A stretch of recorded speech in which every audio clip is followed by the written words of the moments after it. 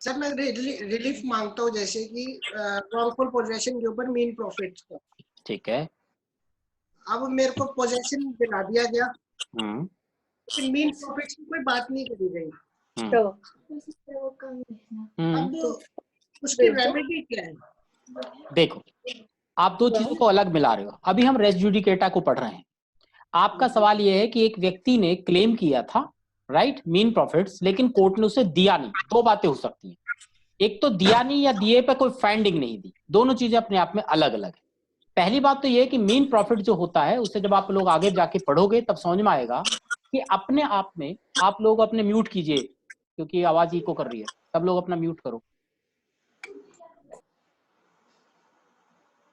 सनी आप भी म्यूट करो। हाँ, हेलो, अब क्लियर है आपको आवाज? सिर्फ हाथ उठा के बताओ। ओके। बेसिकली एक व्यक्ति ने कोई राइट अपना क्लेम किया लेकिन उसे मिला नहीं, वो एक अलग मसला है। और एक व्यक्ति ने क्लेम ही नहीं किया, दूसरा मसला है। तीसरा है कि उस पर कोई फाइंडिंग नहीं आई, ये तीसरा मसला है। तो इशू अगर था और उस पर कोई फाइंडिंग नहीं आई तो वो, अब इसके लिए मैं एक अच्छा सा उदाहरण आप लोग समझाऊंगा। तो वो सब आप जो है, अगर आपके अगेंस्ट है, अगर प्लेंटिफ है, उसके पास राइट टू अपील है और उसने राइट टू अपील का एग्जीक्यूशन नहीं किया तो उसकी गलती है। अब आपको कंफ्यूजन ये हो रहा है बेसिकली कि रेस जुडिकेटा में आके लेता कौन है प्ली? डिफेंडेंट, कि ये मुद्दा डिसाइड हो चुका है, राइट। प्लेंटिफ आके नहीं लेता, प्लेंटिफ दोबारा नहीं आता वहां पर। प्लेंटिफ अपना मुकदमा फाइल करता है और डिफेंडेंट जाता है और कहता है ये इशू जो है डिसाइड हो चुका है पार्टीज के बीच में, या डिसाइड हुआ माना जाएगा। तो जैसे आपने कहा कि मीन प्रॉफिट आपको नहीं दिए, तो नहीं दिए अगर वो एक्सप्लेनेशन पढ़ रहे हो तो meaning thereby there was no need for the court to grant it to you, और in the eye of the court it was, you are not entitled to receive it. Merely the court has not said in specific terms. This explanation applies to the position where the court has not in specific terms denied something. It does not say that you are entitled and there was no finding to it. These are two different things. All right. जब कभी court ने relief लिखा, judgement लिखा, 5 relief आपने मांगे, 3 relief आपको दिए, 2 नहीं दिए, 2 पर आपको बताया नहीं कि मिलना है नहीं मिलना है, तो ये केवल ये कहता है कि अगर कोर्ट ने नहीं कहा कि तुम्हें मिलना है तो समझा जाएगा कि तुम्हें मिलना नहीं था, यानी तुम एंटाइटल नहीं थे।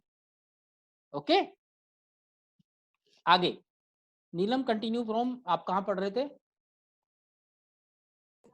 या explanation 6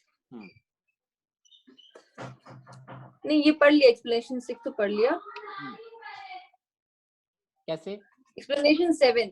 The provisions of this section shall apply to a proceeding for the execution of a decree and references in this section to any suit. Issue of former suit shall be construed as references respectively to a proceeding for the execution of the decree.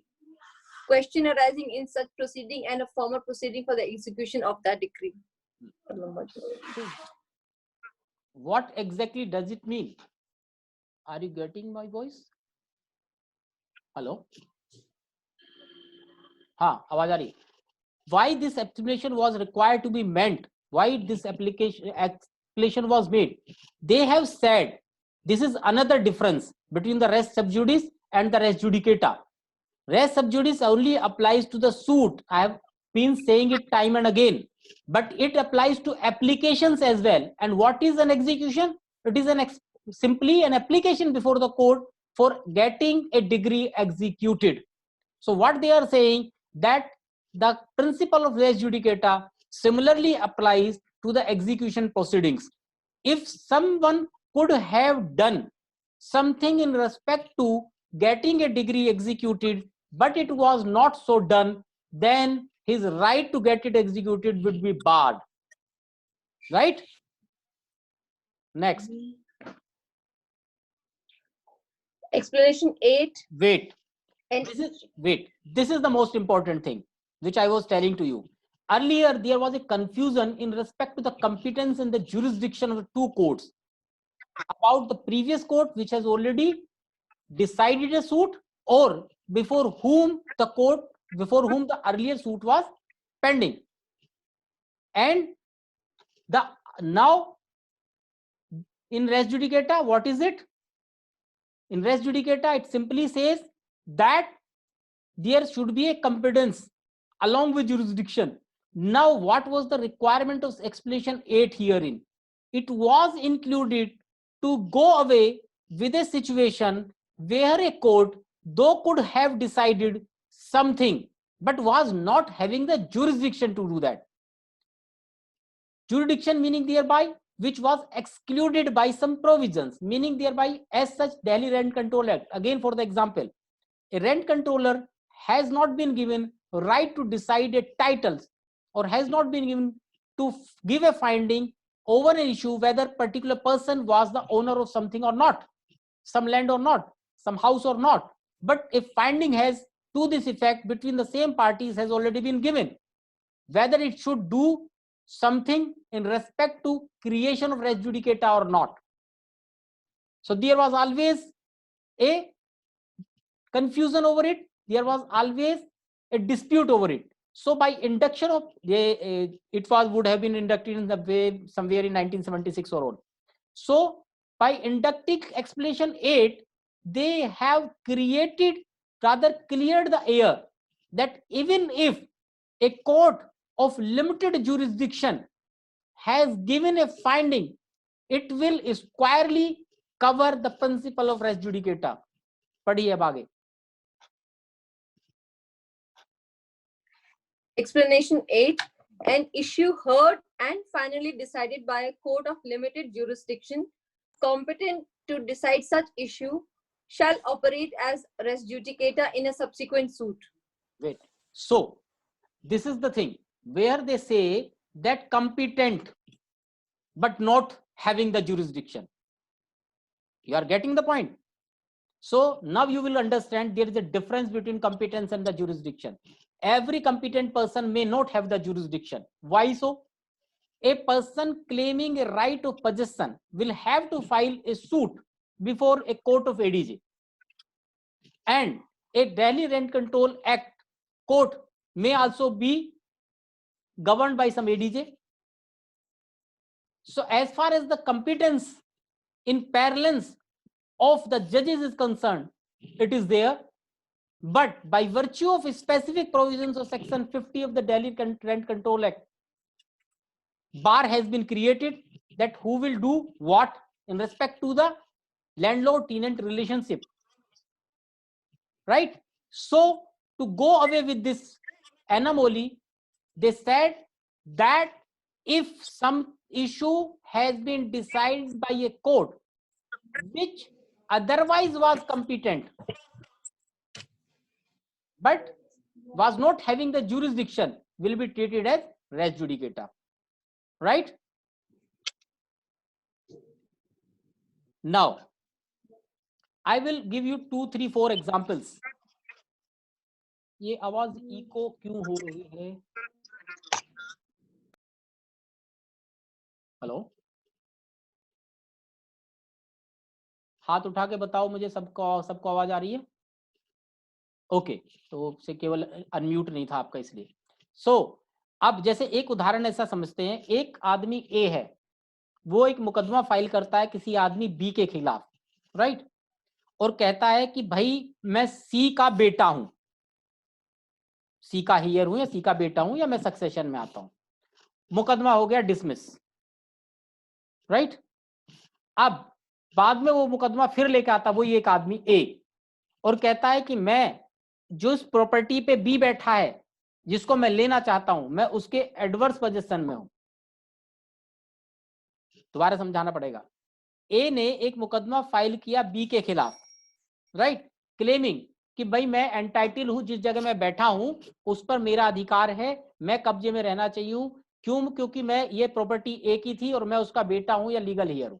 मुकदमा dismiss हो जाता है क्योंकि वो साबित नहीं कर पाता कि वो ए का बेटा है कि नहीं है, राइट? अब वो दूसरा मुकदमा फाइल करता है ये कहते हुए कि भैया मैं क्या हूं क्या नहीं हूं छोड़ो, मैं इस प्रॉपर्टी के ऊपर पिछले 14 साल से बैठा हुआ हूं और बी के पता था कि मैं 14 साल से बैठा हुआ हूं लगातार, और इसके सोच के अगेंस्ट जाकर भी, इसकी चाहत के अगेंस्ट जाकर भी इसने मुझे कभी निकाला नहीं और ये जानता था कि मैं इसके राइट के खिलाफ बैठा हूं. अब बताइए क्या दूसरा मुकदमा रेस जुडिकेटा से बार होगा या नहीं? जो से लगता है कि बार होगा वो राइट हैंड उठाए और जिसको नहीं लगता वो लेफ्ट हैंड उठाए।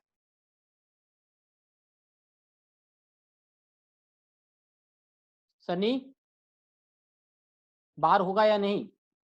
बार होगा तो सीधा हाथ उठाओ।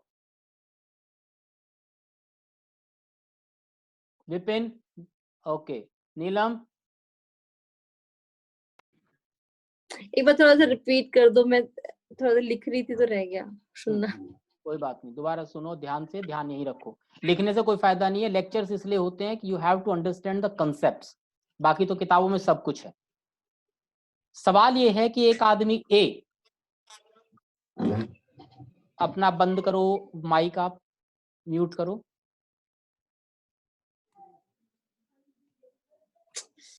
हाँ, एक आदमी ए ने मुकदमा फाइल किया किसी प्रॉपर्टी के रेस्पेक्ट में बी के खिलाफ, ये कहते हुए कि भाई मुझे मालिक डिक्लेयर करो मैं जिस जमीन पे बैठा हूं, क्योंकि ये जमीन ए की थी, सी की थी और सी का मैं बेटा हूं या हियर हूं।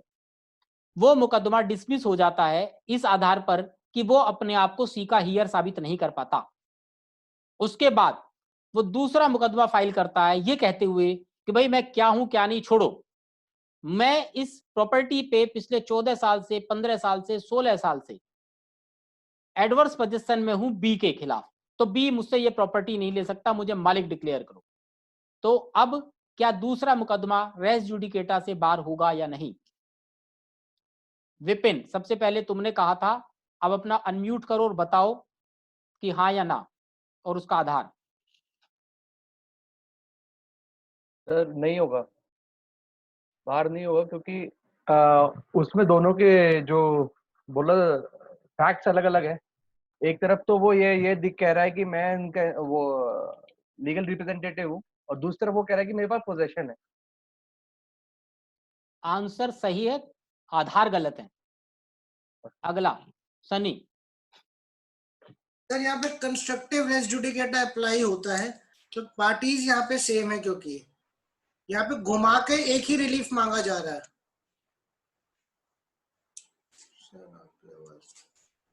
बार है या नहीं? बार है। बार है, अच्छा। गलत जवाब है तुम्हारा एब्रेप्टली, तो कोई डिस्कशन ही बेकार है, मैं जवाब दे देता हूं उसका। कंस्ट्रक्टिव रेस जुडिकेटा का इससे कोई लेना देना नहीं है। चलिए और कोई?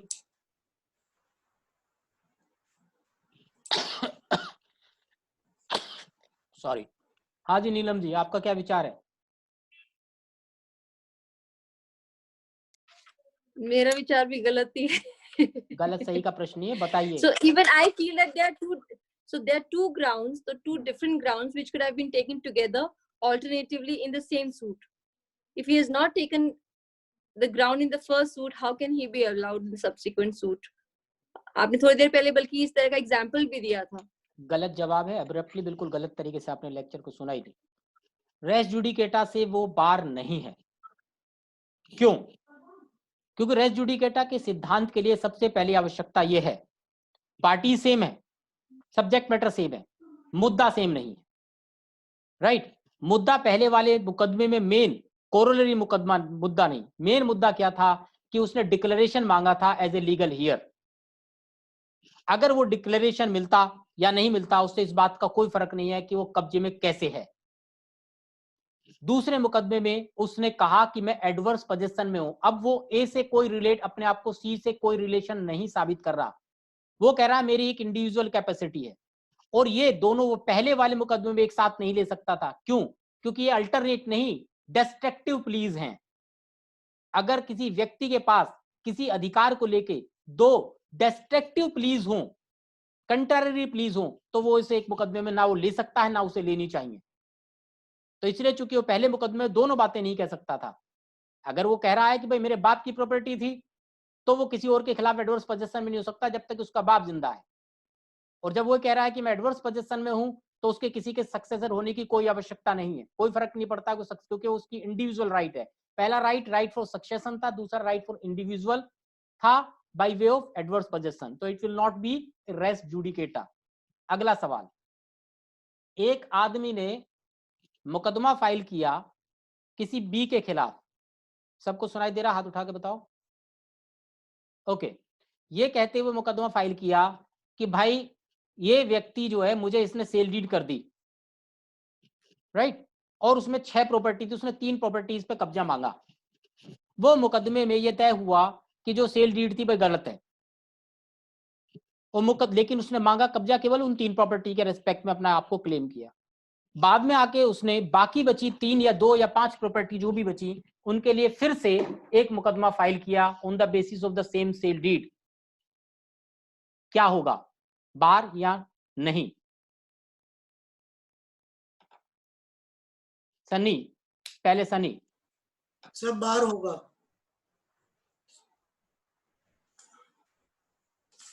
वाई? सब बार इस कारण होगा बिकॉज जो वो प्ली पहले ही भी लेनी चाहिए थी। वो प्रॉपर्टीज जो है सेम सेल डीड का हिस्सा है। हाँ, प्ली का कोई लेना देना नहीं है, क्योंकि जो मेन मुद्दा यहाँ पे था राइट कंक्लूड करने का, एक सेल डीड थी, और जब वो सेल डीड ही चली गई कि वो फिक्सिशियस है तो हमेशा ही फिक्सिशियस रहेगी, फोर्स्ड रहेगी, और जो फोर्स सेल डीड है तो बाकी की 3 प्रॉपर्टी के लिए भी वो फोर्स्ड ही रहेगी, इसलिए कोई मुकदमा लाई नहीं कर सकता, राइट। अब अगला सवाल, एक व्यक्ति ए ने मुकदमा फाइल किया अपने किराएदार के खिलाफ कि भाई मेरा मकान खाली कर, तूने जो मेरे से लिया था जिस पर्पज के लिए, उस पर्पज को फ्रस्ट्रेट कर दिया, मेरे मकान में नुकसान पहुंचा दिया, रिपेयर्स गलत कर दिए, डैमेजेस कर दिए, मेरा मकान खाली कर। वो मुकदमा दोनों का कॉम्प्रोमाइज हो गया, उनने मुकदमा विड्रॉ कर लिया, उसने स्टेटमेंट दे दिया कि भाई ठीक है मैं अपने मकान में कोई दुकानदारी गड़बड़ नहीं करूंगा। बाद में उसने फिर एक मुकदमा फाइल किया कि भाई मुझे मकान की जरूरत है, मैं मकान इस्तेमाल करना चाहता हूँ। तो अब जबकि वो पहले कॉम्प्रोमाइज कर चुका कि भाई हाँ ठीक है मैं जो है रिपेयर नहीं करे मैं खाली नहीं करा रहा, अब दूसरा मुकदमा बार है या नहीं?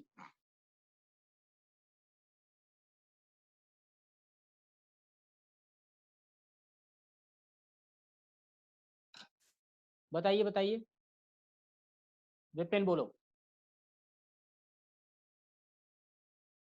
हेलो, बार नहीं होगा। अच्छा, क्यों? क्योंकि सर दोनों में डिफरेंट चीजें हैं। जैसे फर्स्ट टाइम उसने डैमेज किया था और उसमें उसने वापस लिया ना, विड्रॉ किया है, इस वजह से आवाज नहीं। आंसर सही है, कारण गलत है। चलिए नीलम जी, आपका जवाब क्या है? Cause of action for subsequent suit will be different because this is a subsequent cause of action. Subsequent So it will be a हो सकता है, नहीं, subsequent cause of action is not the answer. Simpliciter, cause of action of the issues are entirely different. Subsequent or no, it does not make any difference. It is simpliciter, the issue that the person was not having or may been having the requirement of that property, but the earlier suit was not dependent on any issue which has been raised in the second issue now, second suit or second proceeding. Yes. अब अपने कोई confusions किसी के?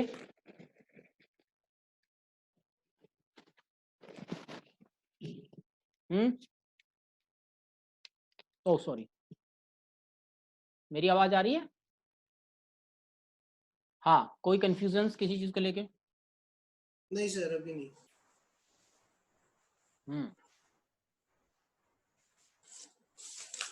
Sunny Sunny question, sir एक सनी ने question पूछा था group में। हाँ, अब पूछो, मैंने उस वक्त इसलिए जवाब नहीं दे पाया क्योंकि मैं थोड़ा सा बिजी था। हाँ पूछो सवाल, चलो यहीं पूछ लोगे तो फायदा रहेगा सबका। Yes yes sir.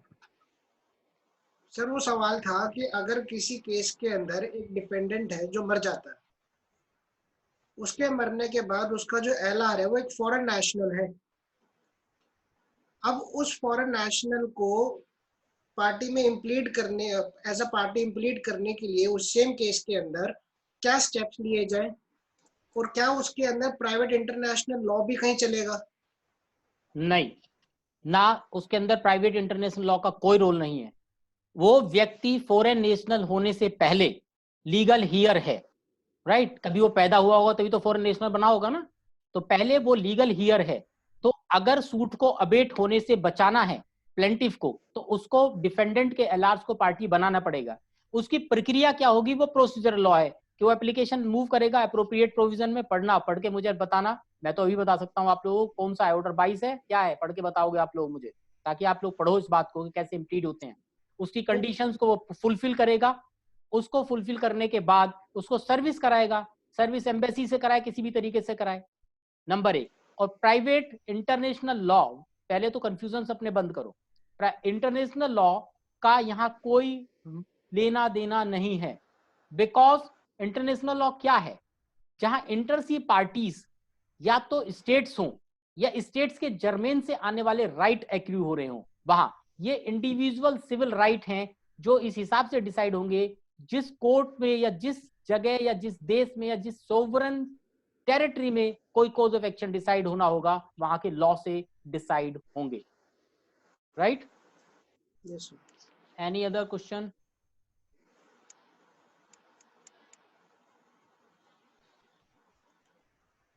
सर एक सवाल और था वैसे। पूछो।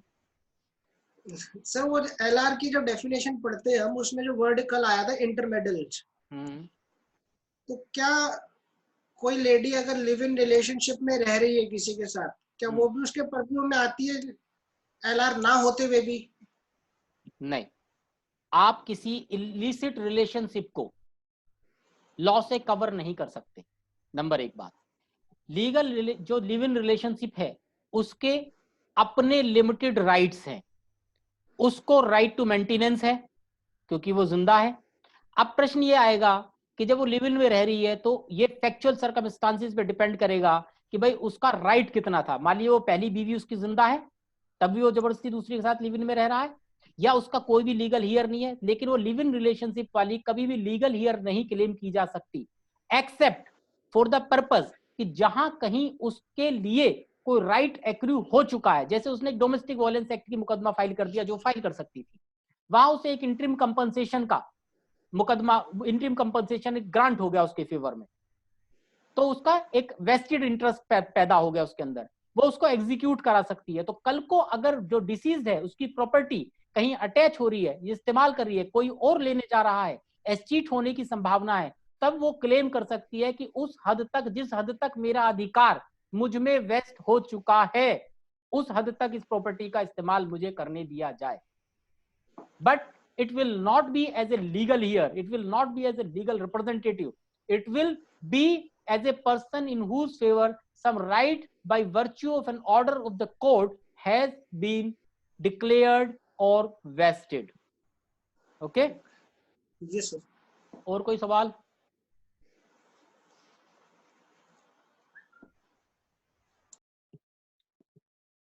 हेलो हेलो, चलिए एक मैं क्वेश्चन आपको पूछता हूं, आप लोग फिर last, then we will end our conversation for today, it will be enough. All of you are getting my voice? Just raise your hands. All right. एक व्यक्ति ए, ठीक है, वो कहता है कि भाई मैं किसी का अडॉप्टेड सन हूं, एक्स का, वाई का, जेड का, किसी का, बी के खिलाफ मुकदमा फाइल करता है, राइट? और ये कहता है कि ये जो प्रॉपर्टी थी वो मुझे एक्स की एस्टेट का हिस्सा है और मुझे मिली है, राइट? कोर्ट कहती है कि भाई जो ए है वो एक्स का अडॉप्टेड सन नहीं है, राइट? उसके बाद लेकिन ये कहती है कि तू प्रॉपर्टी का एंटाइटलमेंट तुझे है, क्यों? क्योंकि तेरे फेवर में एक डीड है, वो ने एक डीड भी चली कही थी, डीड को, अडॉप्शन डीड की बात नहीं हो रही है। Are you getting my point? Hello? Yes sir.